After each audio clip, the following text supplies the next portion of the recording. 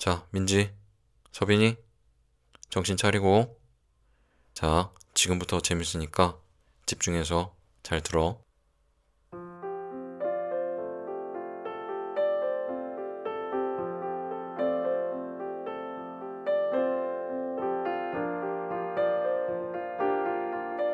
레옹 베르트에게.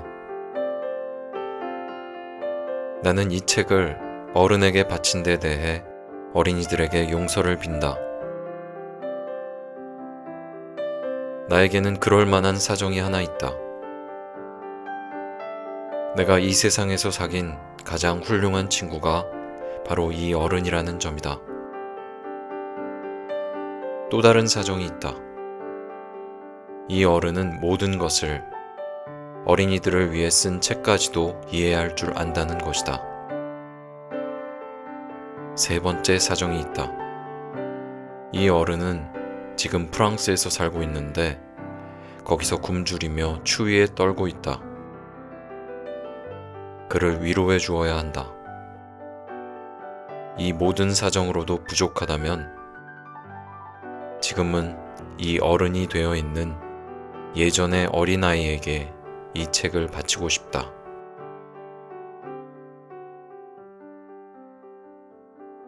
어른들도 처음엔 다 어린이였다. 그래서 나는 헌사를 이렇게 고친다. 어린이였을 때의 레옹 베르트에게. 자, 헌사는 지은이나 발행자가 자기가 쓰거나 출간한 책을 다른 사람한테 바친다는 뜻으로 적은 글을 헌사라고 해.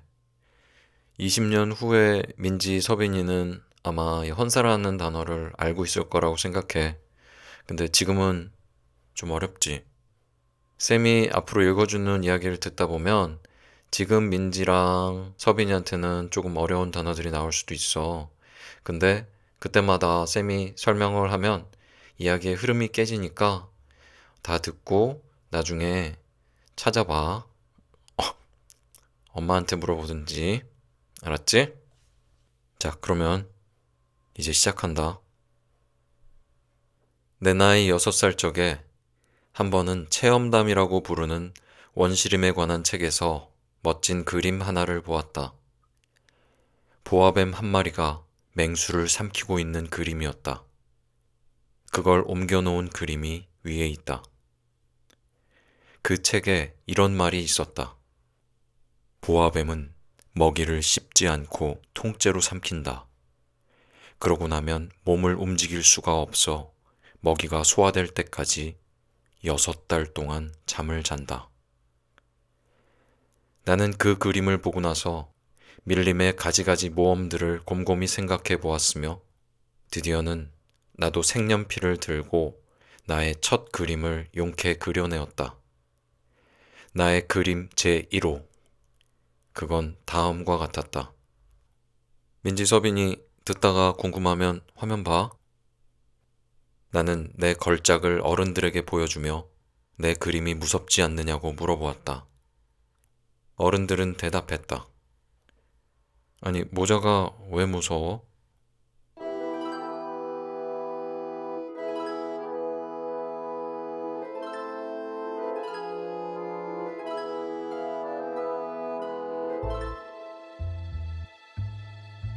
내 그림은 모자를 그린 게 아니라 코끼리를 소화시키고 있는 보아뱀을 그린 것이었다. 그래서 나는 어른들이 알아볼 수 있도록 보아뱀의 속을 그렸다. 어른들에겐 항상 설명을 해줘야만 한다. 내 그림 제2호는 아래와 같았다. 어른들은 나에게 속이 보이는 보아뱀이나 안 보이는 보아뱀의 그림 따위는 집어치우고 차라리 지리나 역사, 산수, 문법에 재미를 붙여보라고 충고했다. 나는 이렇게 해서 내 나이 6살 때 화가라는 멋있는 직업을 포기했다. 나는 내 그림 제1호와 제2호의 실패로 그만 기가 죽었던 것이다. 어른들은 자기들 혼자서는 아무것도 이해하지 못하고 그렇다고 그때마다 자꾸자꾸 설명을 해주자니 어린애에겐 힘겨운 일이다. 그래서 나는 다른 직업을 골라야 했고 비행기 조종을 배웠다. 나는 세계의 여기저기 제법 많은 곳을 날아다녔다. 그리고 지리는 정말 내게 많은 도움이 되었다. 그 덕분에 나는 눈길 한 번에 중국과 애리조나를 구별할 수 있었다. 밤의 어둠 속에서 길을 잃었다면 그게 아주 유익하다. 나는 이렇게 살아오는 동안 수많은 진지한 사람들과 수많은 접촉을 했다. 오랫동안 어른들과 함께 살며 그들을 아주 가까이서 보아왔다. 그렇다고 해서 그들에 대한 내 의견이 크게 달라지지는 않았다.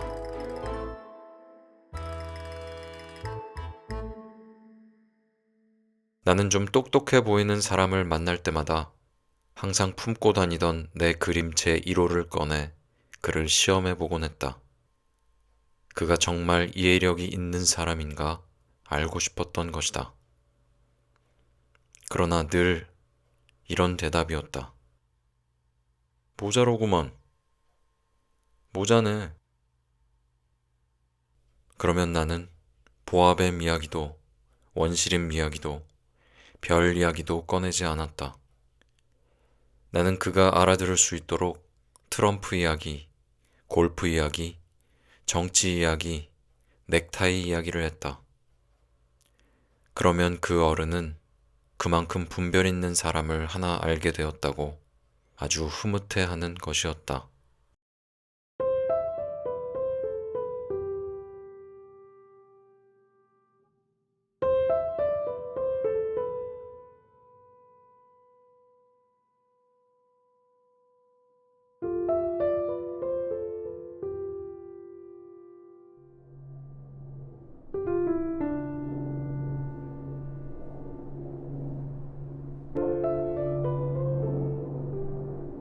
나는 이렇게 진심을 털어놓고 이야기할 사람도 없이 혼자 살아오던 끝에 6해 전 사하라 사막에서 비행기 사고를 만났다.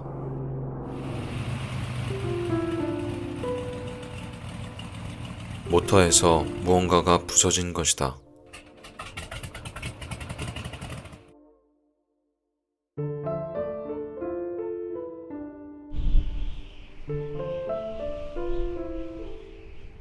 기관사도 승객도 없었던 터라 나는 그 어려운 수리를 혼자서 감당해 볼 작정이었다. 나로서는 죽느냐 사느냐 하는 문제였다. 겨우 일주일 동안 마실 물밖에 없었다.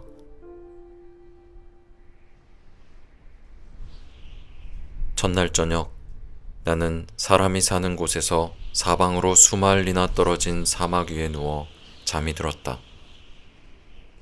넓은 바다 한가운데서 뗏목을 타고 흘러가는 난파선의 뱃사람보다도 훨씬 더 외로운 처지였다.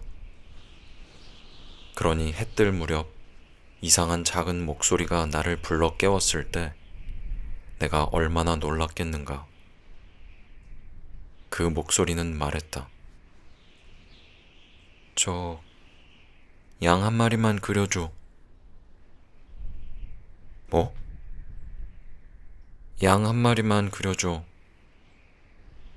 나는 벼락이라도 맞은 듯 벌떡 일어섰다. 나는 눈을 비비고 주위를 잘 살펴보았다.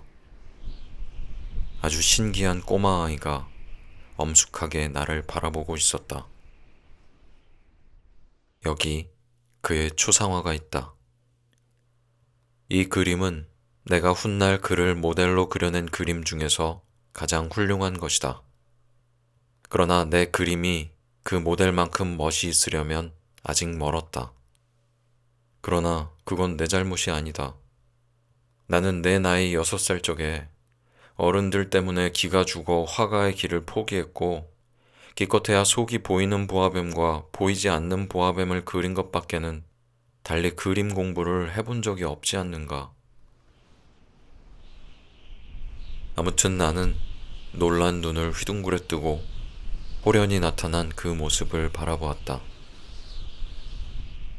사람이 사는 곳에서 사방으로 수마일이나 떨어진 곳이 아닌가? 그런데 내가 본 이 아이는 길을 잃은 것 같지도 않았고 피곤이나 굶주림이나 목마름에 시달려 녹초가 된 것 같지도 겁에 질려 있는 것 같지도 않았다. 사람이 사는 곳에서 사방으로 수마일이나 떨어진 사막 한가운데서 길을 잃은 어린아이의 모습이 전혀 아니었다. 나는 마침내 입을 열 수 있게 되자 겨우 이렇게 말했다. 그런데 넌 거기서 뭘 하고 있니?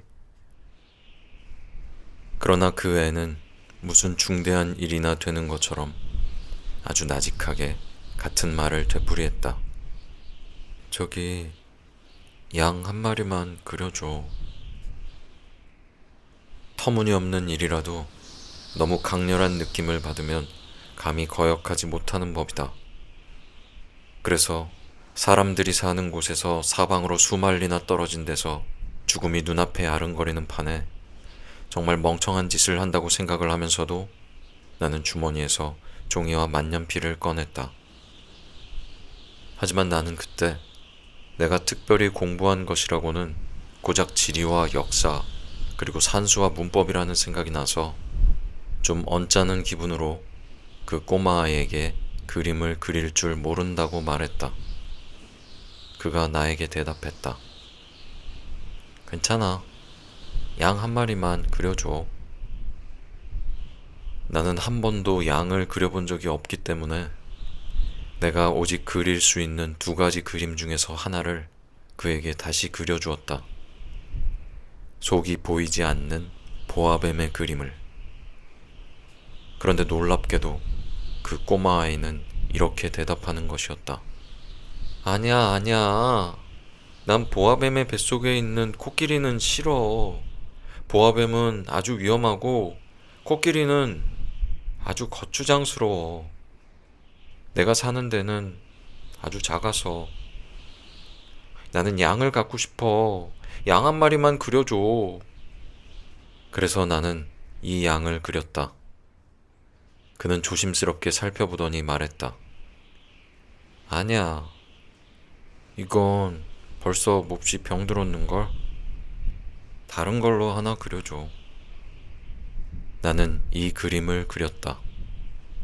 내 친구는 얌전하게 미소 짓더니 너그럽게 말했다. 아이 참, 이게 아니야. 이건 순양이야. 뿌리도 없고. 그래서 나는 이 그림을 그렸다. 그러나 이건 역시 앞의 그림들처럼 퇴짜를 맞았다. 이건 너무 늙었어. 나는 오래 살 수 있는 양이 필요해. 그때 나는 모터를 분해할 일이 우선 급해 참지 못하고 아무렇게나 쓱 그어댔는데 그게 이 그림이었다. 그러고는 던져주며 말했다. 이건 상자야. 네가 갖고 싶어하는 양은 그 안에 들어있어. 그런데 놀랍게도 이 어린 심판관의 얼굴이 환하게 밝아지는 게 아닌가? 내가 원한 건 바로 이거야. 이 양을 먹이려면 풀이 많이 있어야 할까? 그게 걱정이야? 내가 사는 데는 아주 작아서. 아마도 충분할 거야. 내가 그려준 건 아주 조그만 양이거든. 그는 고개를 숙이고 그림을 들여다보았다. 그렇게 작지도 않은데? 이것 봐. 잠이 들었어. 나는 이렇게 해서 어린 왕자를 알게 되었다.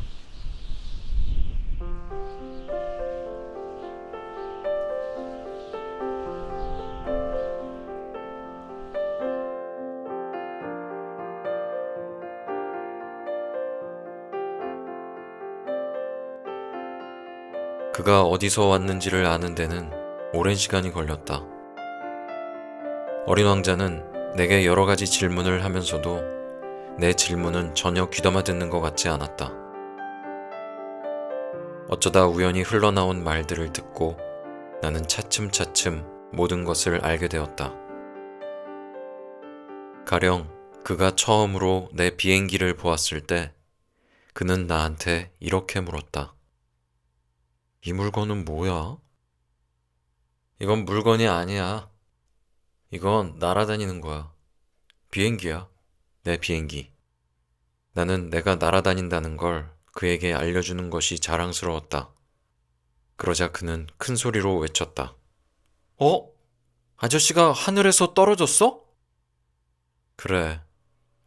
나는 겸손하게 대답했다. 아, 그거 참 신기하다. 그러곤 어린 왕자가 아주 귀엽게 웃음을 터뜨렸는데 그 때문에 나는 몹시 화가 났다.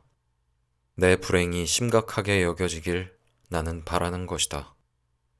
이어서 그는 덧붙였다. 그럼 아저씨도 하늘에서 왔구나. 어느 별에서 왔어?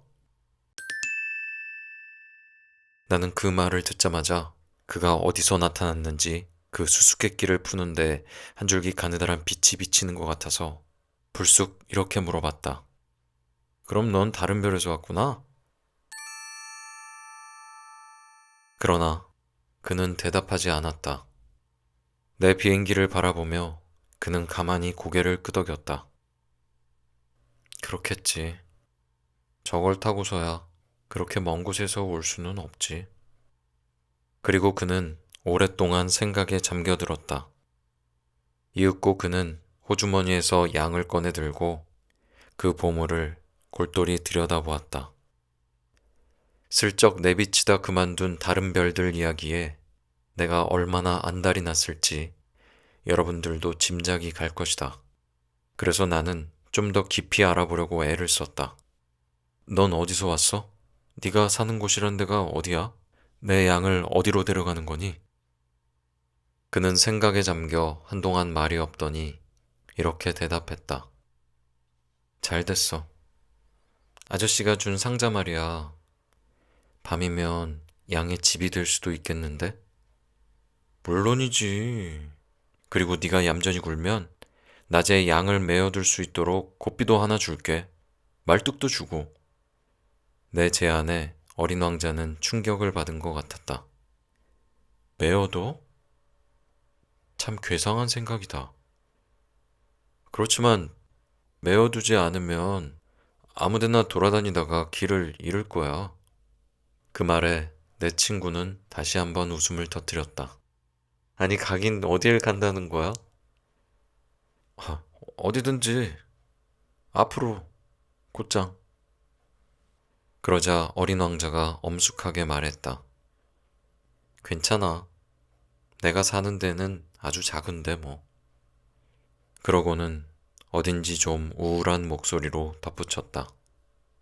앞으로 곧장 가봐야 별로 멀리 갈 수도 없어. 민지, 서빈이 잘 듣고 있어? 자, 퀴즈. 어린 왕자는 왜 그렇게 말했을까? 앞으로 곧장 가봐야 별로 멀리 갈 수도 없다고. 왜 그랬을까?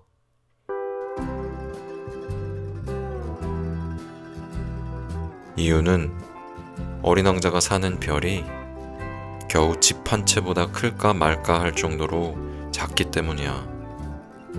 몰랐지?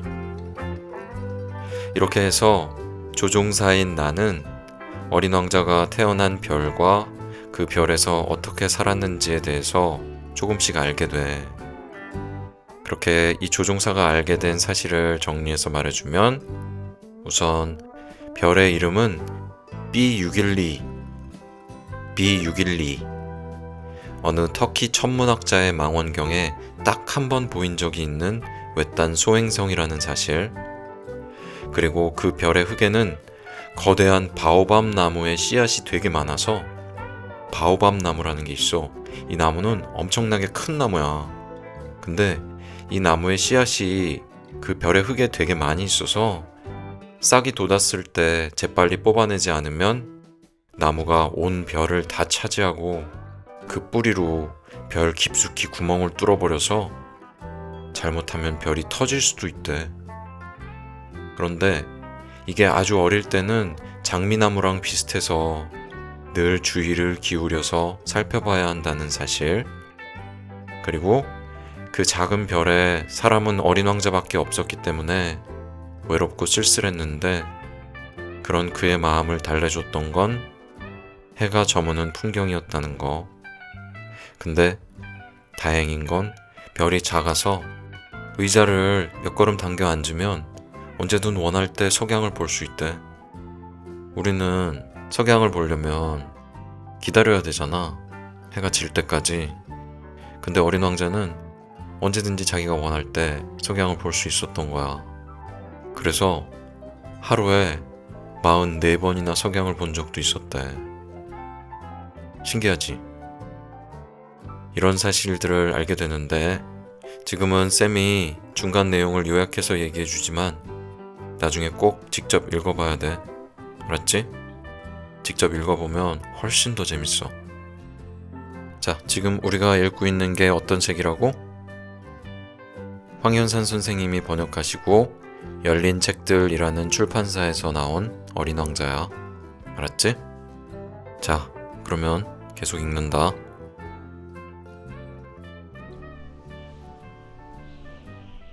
닷새째 되는 날, 그날도 역시 양의 도움으로 나는 어린 왕자의 삶에 깃들어 있는 이 비밀을 알게 되었다.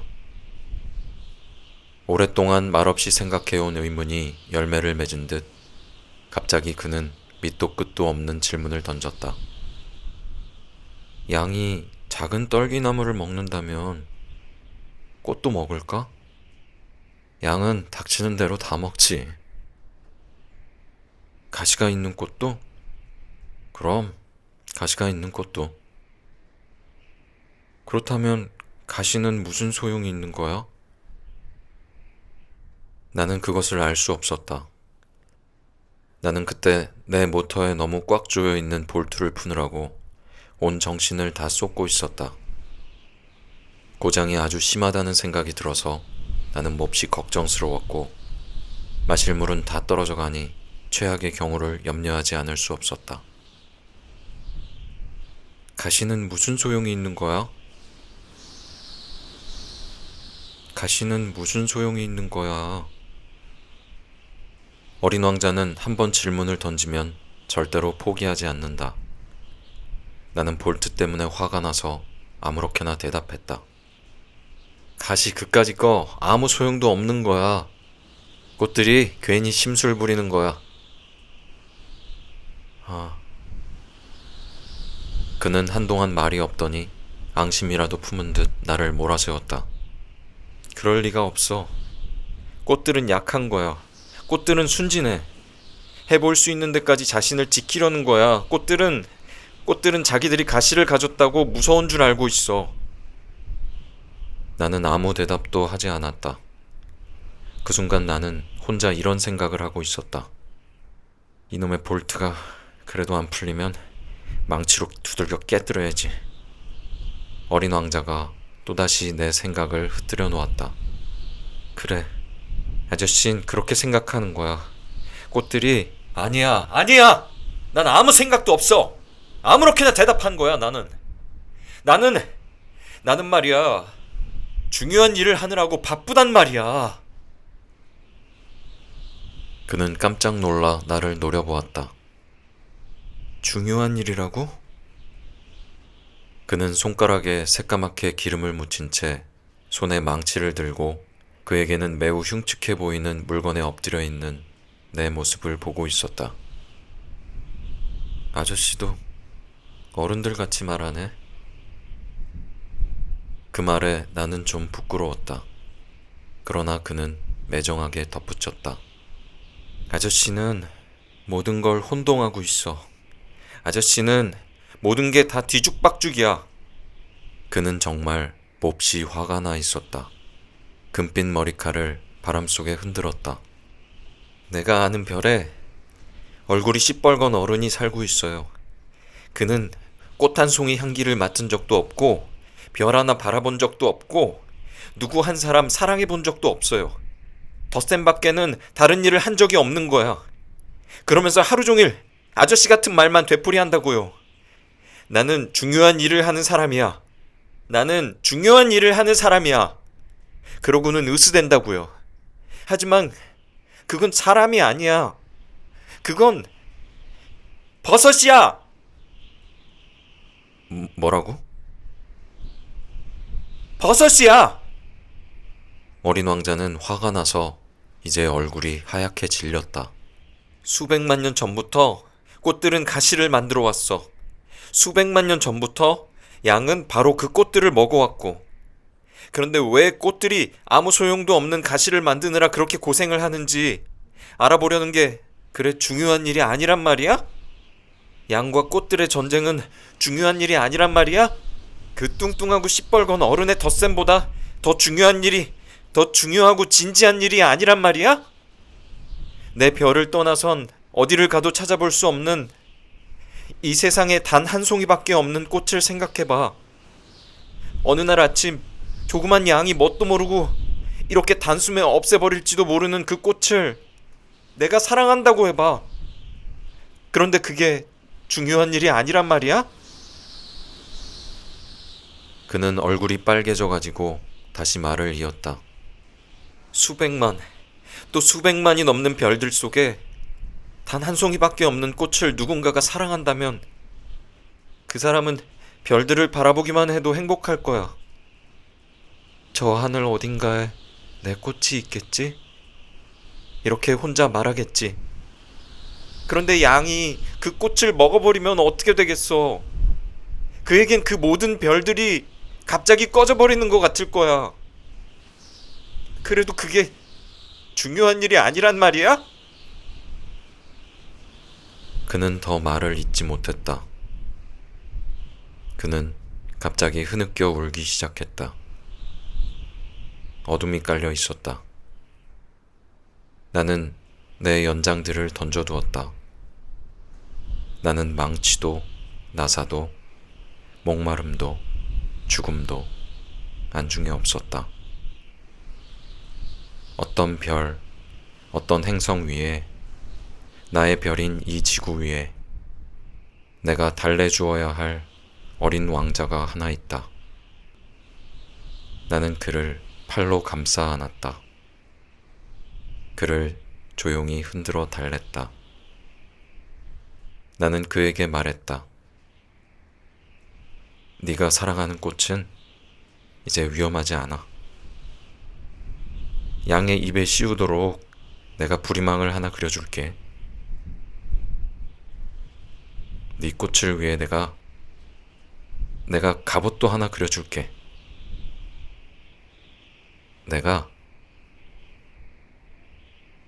나는 더 이상 무엇을 말해야 할지 도무지 알 수 없었다.